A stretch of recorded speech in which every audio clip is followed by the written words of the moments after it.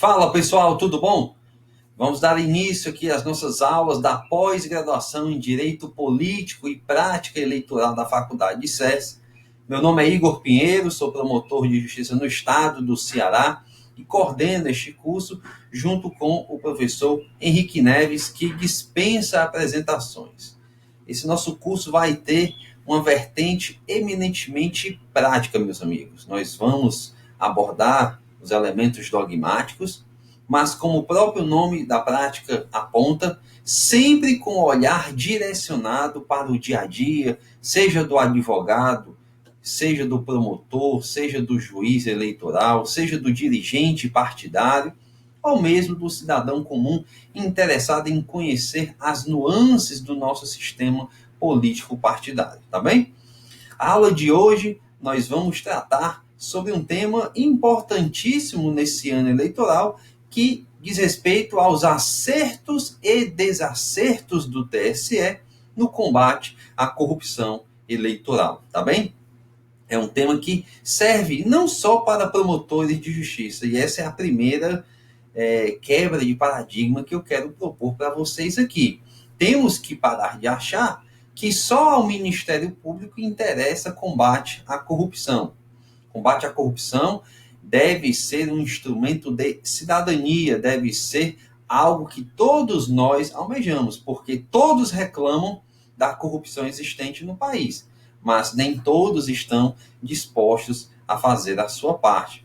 E os advogados têm papel determinante nesse tocante, em especial através de um nicho pouco explorado na área eleitoral ainda, que é o chamado compliance eleitoral. Tema que eu dou alguma pincelada lá no meu livro de condutas vedadas, eu vou já fazer algumas indicações para vocês, mas é importantíssimo a instituição dos chamados programas de integridade partidários, porque, na pior das hipóteses, havendo de fato um programa voltado para a capacitação, para a prevenção de ilícitos e crimes eleitorais, bem como formulação de políticas voltadas para a lisura do comportamento de seus filiados, isso serve para os participantes, pelo menos como atenuante genérica no caso de condenação criminal.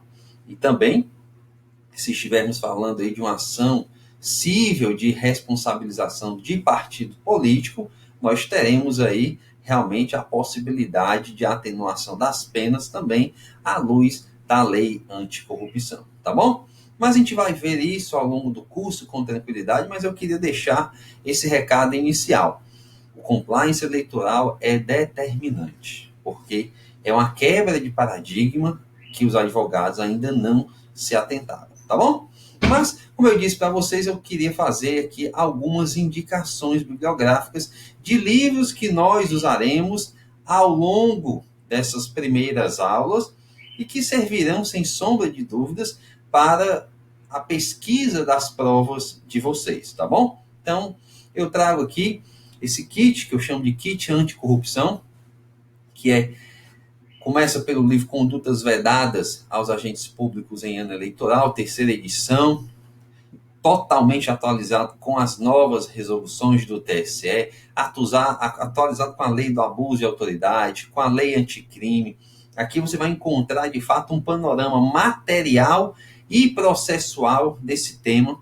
E esse livro, inclusive, já vem sendo citado, graças a Deus, pelo TSE e por diversos TREs do país.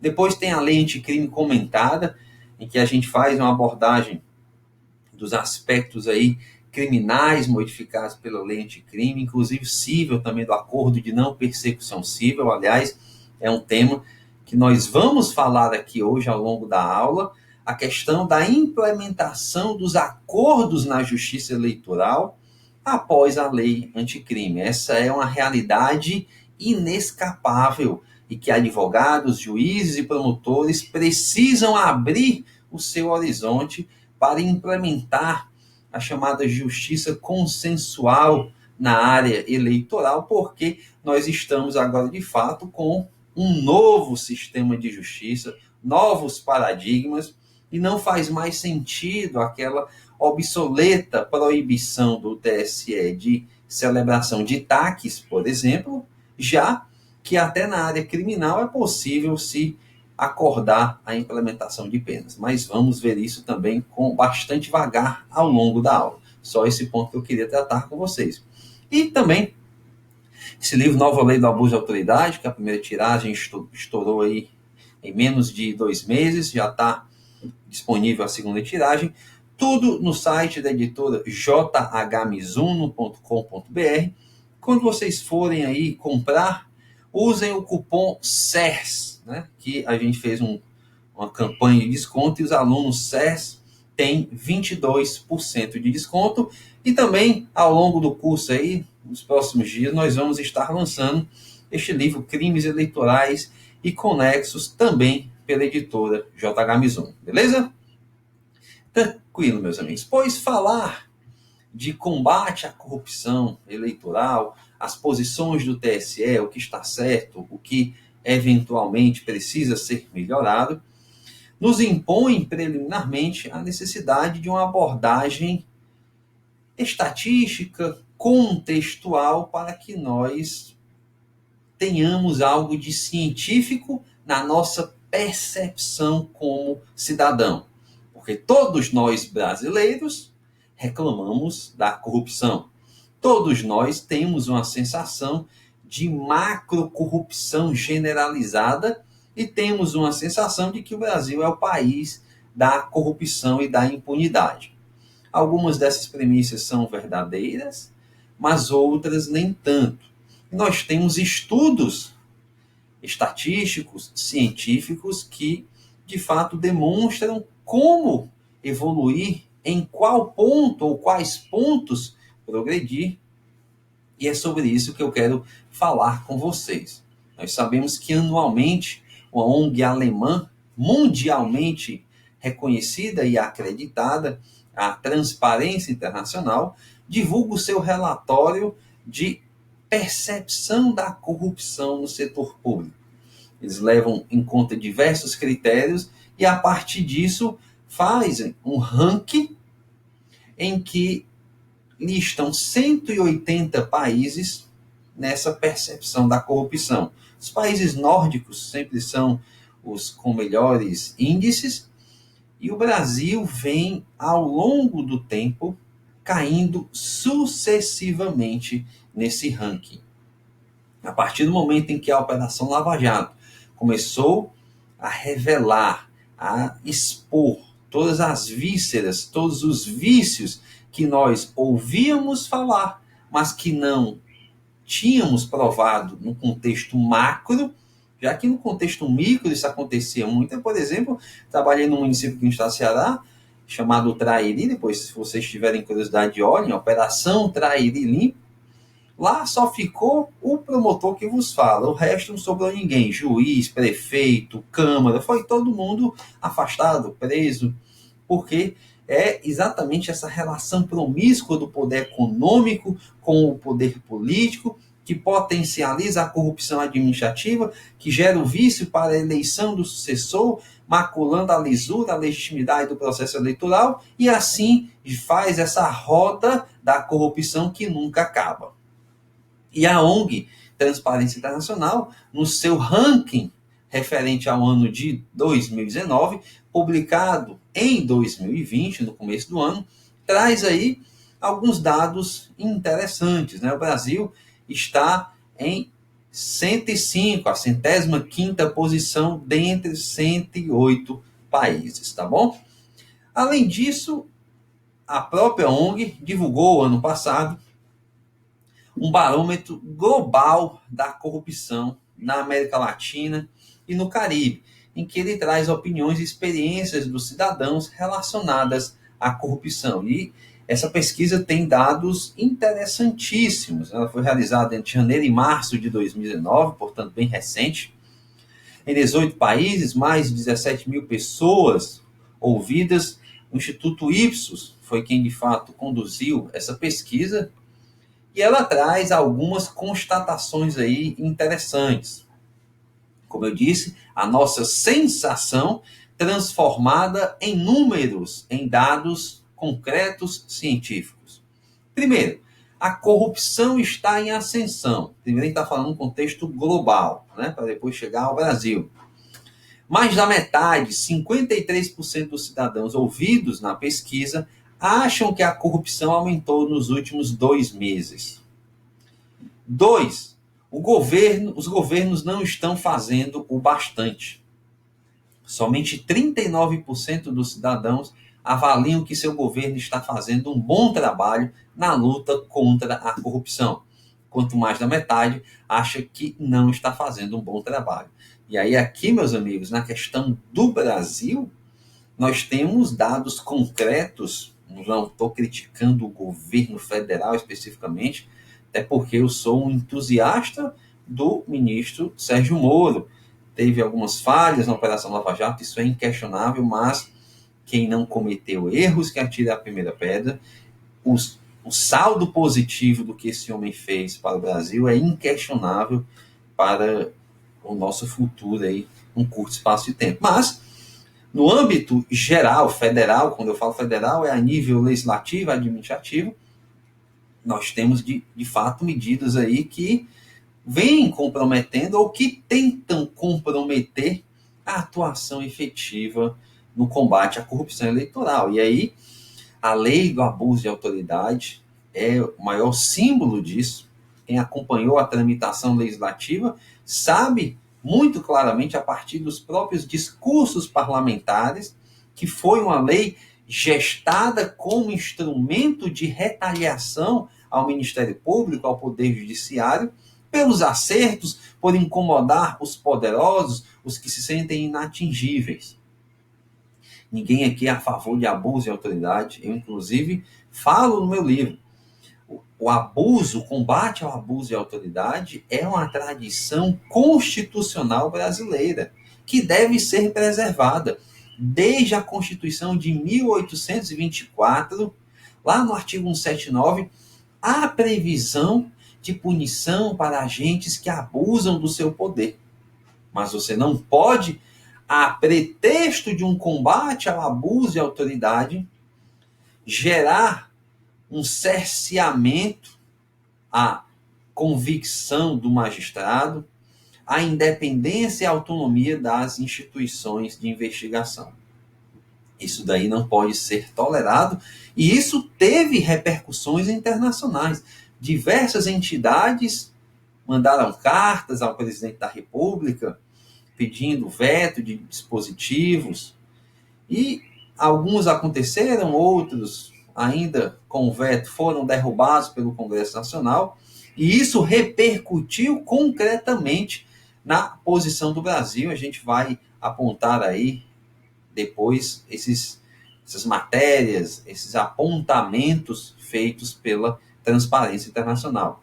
Temos a lei anticrime também, muito ruim em alguns pontos e positiva em outros, não é verdade? Questão da regulamentação das prisões, tentaram de todo jeito criar uma situação de impedimento às prisões preventivas por conta da ausência de perigo, como se doravante só fosse possível prender pessoas que praticam crimes chamados de cruentos, né? Aqueles sanguinários. O homicida você pode prender, o assaltante, mas o corrupto não. O corrupto não oferece perigo, é uma pessoa, né, que usa terno e gravata, fala manso, frequenta bons restaurantes, tem educação, né, e não precisa ser preso. Mas a gente vai ver que a interpretação, pelo menos da doutrina, tem seguido para outro caminho. O perigo aqui se trata de perigo ao bem jurídico tutelado pela norma penal e não especificamente apenas sobre o comportamento do agente, tá bom? E aí temos o acordo de não persecução civil na área da improbidade administrativa, que foi uma coisa inexplicável, porque aprovou-se o acordo, mas não se regulamentou.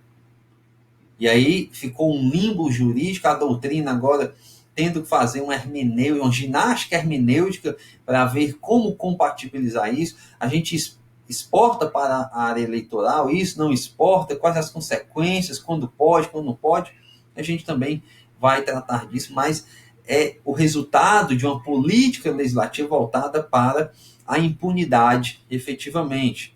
Nós temos aí a torta e a direita tentativa de anistia a Caixa 2, temos a sanção feita pelo presidente da República, a anistia dada a partidos políticos por conta de infrações eleitorais, algo que é inconcebível com o princípio da moralidade e até com a teoria geral das penas, de prevenção geral, de ter o efeito dissuasório das sanções. Enfim, a gente vai ver como efetivamente a transparência tem tratado disso. Ainda na pesquisa das constatações, presidentes, primeiros ministros e parlamentares vistos como os mais corruptos. E aqui, voltando para o nosso país, há uma pesquisa de 2016 do Fórum Econômico Mundial que incrivelmente aponta a população brasileira como a que menos acredita na sua classe política. Nós vemos os nossos políticos como os mais corruptos no mundo. Muita gente tem essa sensação, como eu disse, empírica, transformada agora nessa pesquisa do Fórum Econômico Mundial de 2016. É uma colocação deprimente, é uma tendência global, há uma tendência mundial de desacreditação da classe política, há uma crise da democracia representativa. Não estou aqui dizendo se isso é bom, se é ruim, acredito que seja ruim, porque a democracia ainda é das fórmulas que inventaram de governo, né, a menos ruim, digamos assim, a que ainda garante a liberdade das pessoas. Antes, uma democracia ruim, com políticos corruptos, do que uma ditadura com anjinhos armados e enquartelados. Isso daí não há a menor dúvida, e qualquer pessoa de bom senso, qualquer pessoa que tenha efetivamente nascido sob a égide da liberdade, da democracia, não pode, ao meu sentir, jamais defender volta de ditadura e de momentos autocráticos no nosso país. Enfim, e aí, dando seguimento, o suborno é algo normal para muitos, né? O jeito brasileiro de encarar, aquele famoso jeitinho na galhofa, na comédia, é exatamente uma demonstração disso. Ponto 5 traz algo que é pouco tocado em termos de doutrina e pesquisas, que é a chamada extorsão sexual, ou seja, a corrupção sexual. As mulheres, às vezes, são vítimas, pela vulnerabilidade social, de assédio em troca de acesso a serviços públicos. Ponto 6. Está faltando integridade política, principalmente nas eleições. Aí vejam que dado alarmante esse. Suborno foi oferecido a 1 em cada 4 cidadãos em troca de votos nos últimos 5 anos. Então, nós, pelo menos quem atua na área do direito eleitoral e não vive no conto de fadas que alguns pretendem imprimir para a gente, as corrupções, as eleições de fato representam, regra geral, um vale-tudo em que a única vergonha é a de perder. A compra de voto é a rodo, é massiva e, de fato, esse número eu até tenho dúvida se ele não está subanalisado. Eu não sei nem se fica só nessa taxa de 25% da população. A gente tem até, no tocante ao Brasil, a gente vai ver que 40% da população relata ter sido vítima de alguma prática tendente à corrupção eleitoral. A gente vai chegar lá nisso. Mas chegamos também a um ponto interessantíssimo da pesquisa, que é o item 7. Mesmo com todas essas percepções negativas da população, que a corrupção está aumentando, que falta integridade nos governos, de que falta interesse no combate à corrupção, de que 1 em cada 4 eleitores foi vítima desse assédio, Os eleitores, os cidadãos, acreditam que podem fazer a diferença no combate à corrupção. E é dentro dessa esperança popular que nós temos que atuar, que estimular a participação social no combate à corrupção. Essa, inclusive, é uma das diretrizes da Convenção de Mérida, a Convenção da ONU de Combate à Corrupção. Criar canais de denúncias, a lei anticrime falou disso, regulamentou a figura do whistleblower, que é o denunciante do bem, garantindo isenção, garantindo a ausência de punição, no caso de ser servidor público, dando imunidade para transferências, remoções, demissões, etc. A gente vai ver também isso, tá bom? Então, no próximo bloco, a gente dá seguimento aqui à análise dessa pesquisa para adentrar efetivamente aí na jurisprudência do TSE do combate à corrupção e os seus acertos e desacertos. Um grande abraço e até lá.